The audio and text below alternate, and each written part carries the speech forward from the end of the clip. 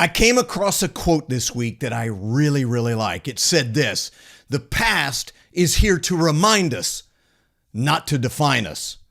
One of the big challenges of sales leadership, of managing salespeople, is dealing with failure and avoiding the challenges that come from how you respond and react to failure with your people. This week, I talked to Chris Lancaster in the Crush Your Number series, as we talk to real sales leaders out in the field.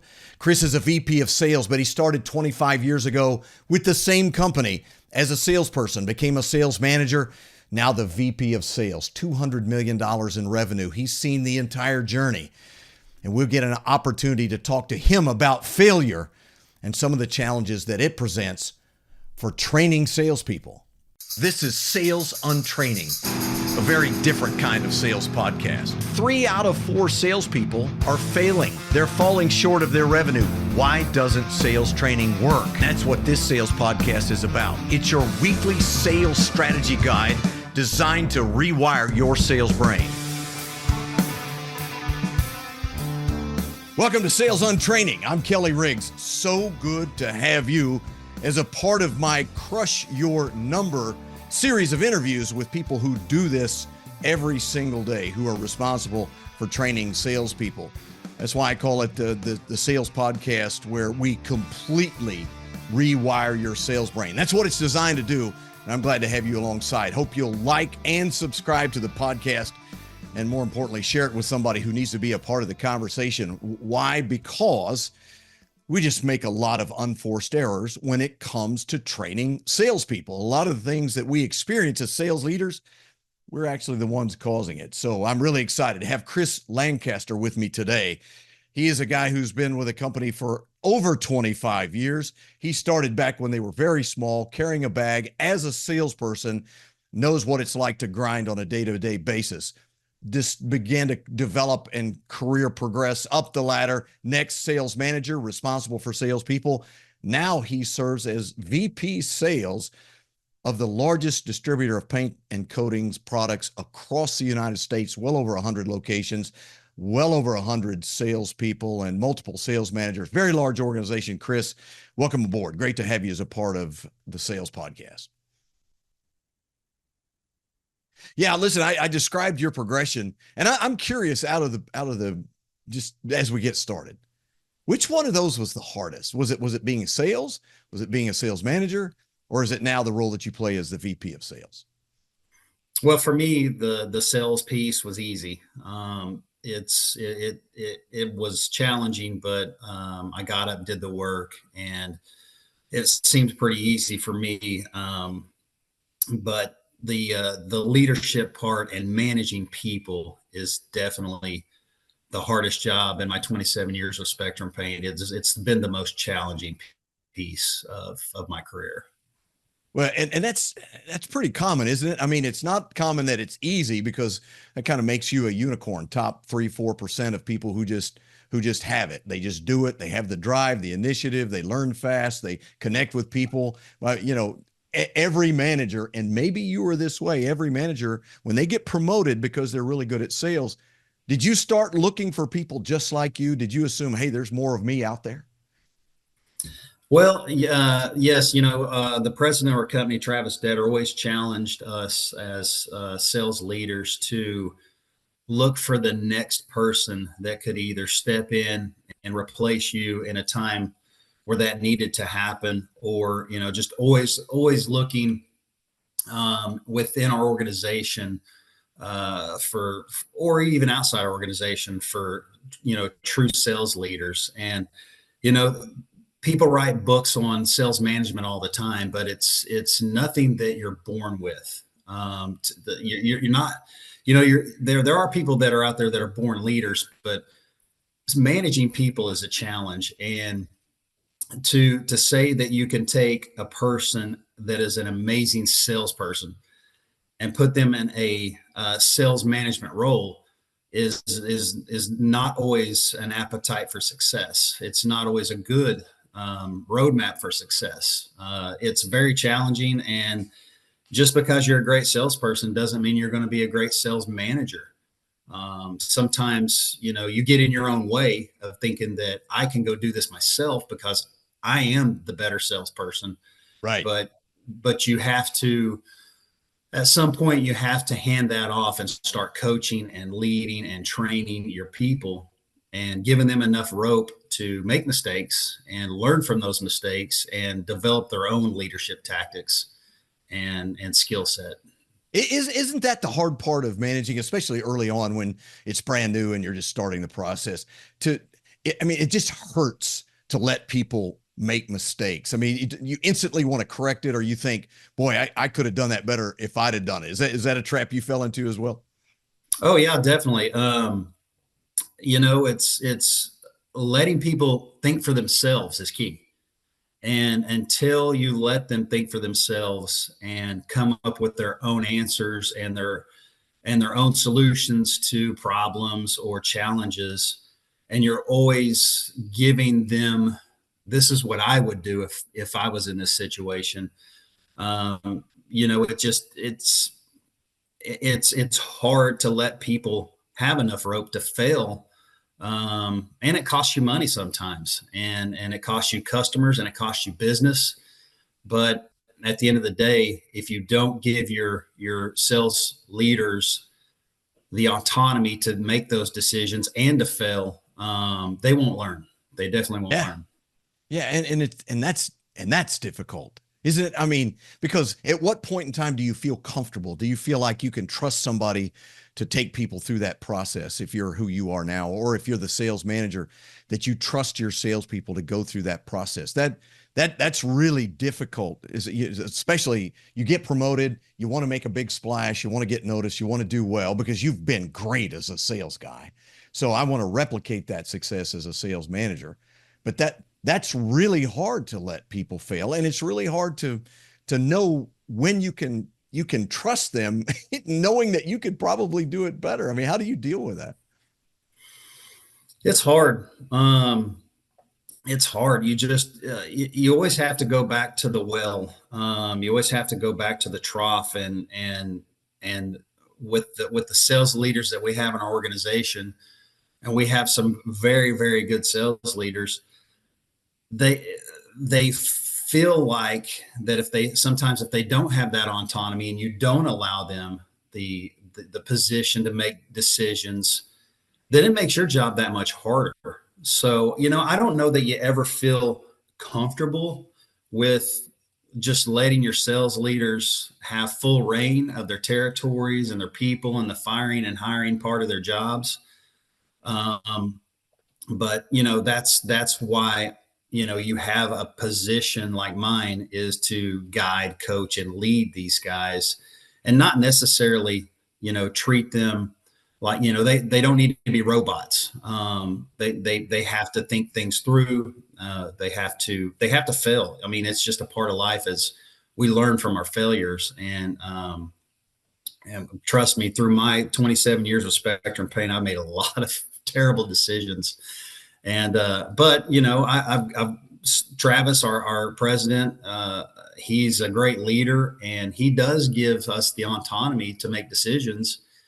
And some of those are the right decisions, and some of them are the wrong decisions, and he coaches us through those. And I've learned over the years to think like him in some aspects before I even go to him with a problem or an issue. So that's helped me along the way. Well, I think you really said something important there, sort of as a subtext, is you've learned to think in ways that are similar to the person that you work for. Right. It's a bit unusual for leaders to train people organically to learn to think in specific ways and to think for themselves. And yet that's the most effective way to multiply who you are, is not to do it for them, but to teach them to think on their own. And some people, I think, Chris, see that as demeaning. What do you mean I can't think for myself? No, that's not the point. It's learning how to think through the problems, the issues, the challenges that are very common in the role, so that you can do it for yourself. How long did it take you to get comfortable with that thinking process for the people that work for you, that you okay, this is good, they're going down the right path? How long does that take typically? Kelly, that's taken, I mean, I've been in this position since I've been in management position since 2007, and I think it's only been within the last couple of years. So Really? Wow. it's yeah, it's I don't know that I'm not embarrassed to say that because we're always learning and growing. But like I said earlier, there's no there you cannot train somebody to be uh, a great sales leader. You can give them guidance, but I'm always learning every day in how to manage people and how to deal with each individual personality and character, because you can't treat everybody the same, but you have to be fair. And Right. Right. um, so when you're dealing with managers that are managing people, it's been a very good learning experience for me. But yeah, the last couple of years, I would say I've kind of stepped into it and matured much more than I was 10 years ago. Sure. Well, one of the real dichotomies of leadership is that when we're salespeople, we want the room to fail. We say, hey, listen, I'm going to make mistakes. Give me some rope so I can grow and learn and all that kind of thing. And then we become sales leaders, and suddenly, that's not a good idea because that's going to reflect poorly on me. That's just one of the things I think that all sales leaders struggle with at some level. But you've said many times, managing people, tough to do. What's one of the tough parts? I mean, when you say that, what do you have in the back of your mind? What's tough about managing people outside of the failure piece? Oh, just the toughest part of managing people for me is just the unexpected response, or just the challenge you get when you give them advice, when you coach them, how they receive it. Maybe in their mind they already had an idea, and your idea is just the opposite of what they're thinking. So it's just it's so tough to get people to think for themselves. And that's the challenge. Is usually when somebody calls you with a challenge, they already know in their mind, they've already kind of made a decision on what the answer or what the conclusion is going to be. They're just mainly calling you for reinforcement. Right. And Right. and for me, that's very challenging for me to accept the fact that just make a decision. Just make a decision. And secondly to that is, we as sales leaders, we rely on our people to kind of put a barometer on our success. So, if our people aren't hitting their numbers, that means I'm not hitting my numbers. Right. And that's my fault. That's 100% my fault that my division or my zone is either failing or not hitting numbers. And what do I got to do to convey to our people to get out and grind and hit numbers? So that's super challenging. So from your perspective, really well-rounded salesperson, sales manager, VP sales, sales leadership. Sales training is, as I talk about in this podcast, is a minefield of potential problems. But I'm always interested in talking to people that are doing it every day. From your perspective now, Chris, VP sales, what's the most difficult aspect of training new salespeople? Oh, probably setting clear expectations and holding them accountable. That is the biggest challenge in training them. And I've listened to a lot of your podcasts, and you always call the guys the crackerjack salespeople. Right. You get one of those, one out of every 20, maybe one out of every 50. And Right. but we don't have time to go through that many people. So when you bring somebody on and you're trying to train them, you bring them in, you give them a cell phone, a laptop, a company vehicle, you send them out, you train them on some products, you teach them our CRM, and you expect them to succeed. But a lot of our sales leaders don't set clear expectations for them when they start. And that needs to be a very definitive statement. It needs to be on paper, and it needs to be followed, and there needs to be a level of accountability that's held to that expectation. So, if we did a better job of setting clear expectations in every segment of our sales business, we would be much more successful. But that's the biggest challenge for me, is to get my guys to make sure that their salespeople have very clear expectations of what they want out of them to succeed. And I got to say, it's difficult at the sales management level because you're doing so many things. I mean, I think your average sales manager probably has 6 to 8 direct salespeople, direct reports, and they've got to be sales managers. So they've got budgets and meetings and support and training, and but they've got all kinds of things going on. So it many times it's those little things that slip through the cracks that create the problems. But I mean, to me, the value of sales manager is the coaching aspect of developing salespeople. But if you don't have clear expectations in place, Chris, it's really hard to know what and how to coach and to bring them along. Is that a fair statement? Oh yeah. We have some sales leaders that are great at coaching.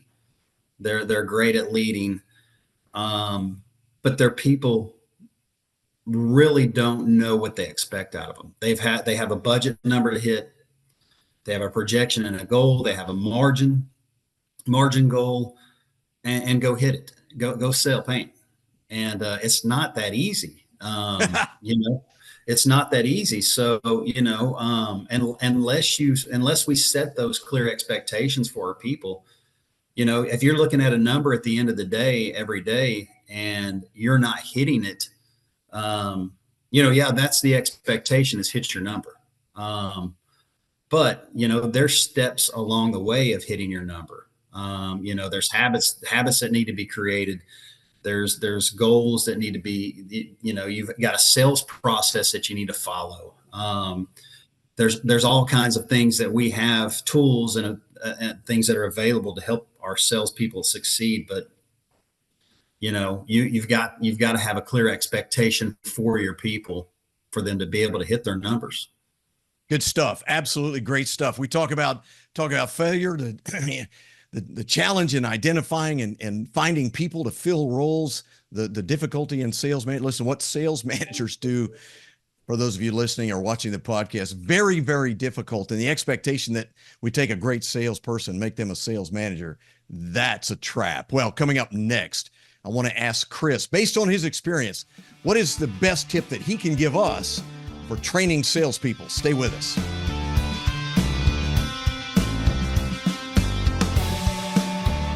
I'm Kelly Riggs, host of the Sales Untraining podcast. A couple of quick questions for you. Do you hire salespeople? Is sales turnover far too high in your organization?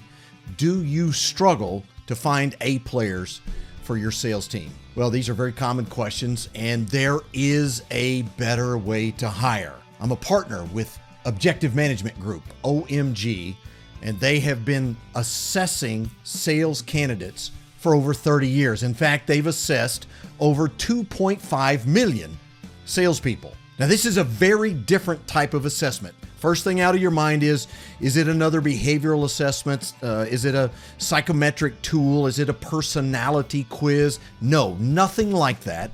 It is based on 21 very specific sales competencies. And you need to listen to this. This is crazy. It is 91% predictive of sales performance. That's right, 91% predictive. You can't even make a claim like that without the science behind it. Listen, if you struggle to find the right people, or if you just need a lot more help in the hiring process and making sure you're getting in front of the right people to hire, please email me, kelly@bizlockerroom.com. Oh, by the way, and you can absolutely try it for free, and it has a guarantee. kelly@bizlockerroom.com. Back to the show. In our conversation with Chris, we've covered a lot of ground and we've talked about some very specific things, some challenges that exist. A lot of you are probably like Chris. You were good in sales. You were great in sales. And so you got promoted. Now you're sales manager, and that failure with people just makes your head explode. And maybe even you begin to doubt what your capacity is as a sales leader, but you endure, you get through it. You'll learn some of the things that really matter. That you have to come alongside, you have to coach, you have to develop. And one of the things that Chris pointed out, I think is a real weakness for sales managers most of the time, crystal clear expectations. Without clarity, it's really difficult to ever even manage performance, much less get people where you need them to go. Well, as we come back, we talk about what I like to ask is, what is your best advice, your best training tip for training salespeople? So Chris, that question from your perspective, what's the thing that people can do that is really going to make a difference in training salespeople? Well, Kelly, in complete transparency, we are at 115 stores. We're a $200 million a year company. We are the largest independent paint distributor in the U.S. And to admit the fact that we don't have a definitive, strong onboarding process, you wouldn't think that coming from a company that has had the success that Spectrum Paint has had in the last 35 years. And so, it's been a weakness of ours. It's been a weakness of mine. And I'm not afraid to admit it. We're trying to do better and get better. But, that is something that we have to do better. You have to have a great onboarding process. We are a bigger company. We still operate like a small business. Right. A lot of people call some of the paint distributors mom and pop businesses. Well, we're not a mom and pop business. We used to be, but our operations team has a great onboarding process, and they do a fine job at it. On the sales side, we kind of get out there and bounty hunt, so it's we look for opportunities to hire the right people. We get them on board, and then quite frankly, we kind of peter out on how we go to war with those guys and go out to the field. And each sales manager that works for me has their own process that they use. And a lot of it's successful. I mean, obviously we wouldn't have the growth that we've had over the years if we didn't have a good onboarding process. But if I could tell you what is key in sales training, just off right out of the gates, is have a definitive onboarding process, and that leads to setting those clear expectations for your people. Yeah, that's fantastic. That's great stuff, because I mean, many people hear the word onboarding, they're going to think HR and, what's the big deal? We put people in HR and they sign their papers and get their keys and computers and, all that kind of thing. But that's not what you're talking about. You're talking about everything from the day we walk into the door till the day that we create someone who could theoretically at least work autonomously in the field. They've learned the products, they've learned the systems and processes, they know the language, they understand the customer base and the context in which they work and all those kinds of things. That's a lot of stuff to learn, and without a very specific methodology, it becomes a problem. I suspect, and I'm going to ask, but I suspect that a lot of that just has to do with the fact that sales managers are crazy busy and they have the best intentions, but they oftentimes just don't find the time to do it right. Is that fair? That's fair. That's very fair. And they don't know if they're doing it right, since there's no definitive process. We do all the things we need to do to onboard. We bring them in, we train them, we product training, we teach them our CRM, our computer systems. We go through their sales territory. Most of the people we hire are either we like to promote within. Sure. But paint is not an easy thing to learn. There's so many different segments that we sell to, so it's almost like you have to. It's like a sink or swim type situation. But that's horrible to say. But yeah, when we bring in, employees in and start getting them onboarded, it's a process, and we do have a process, but it's not a definitive process, and that's something that we need to work on. Yeah, it's fantastic. Listen, listeners, those of you watching the podcast, this is I can't believe this is amazing, because here's somebody who works at a very large, successful organization, has been with it since it started in a garage, and now they've got well over 100 stores and $200 million in revenue. Can you be successful without a consistent onboarding methodology and process? Sure, absolutely you can. But I think what Chris is saying is, man, that journey would have been a lot easier and a lot more predictable if we'd have had that in place. That's fantastic stuff to hear, Chris. Really appreciate you joining us here on Sales and Training. And maybe those things will change for you in the future. We'll have you back, and we'll get to find out exactly what kind of impact that it's had on you. Hey, thanks for joining us. Again, this is Sales and Training. I'll see you next time.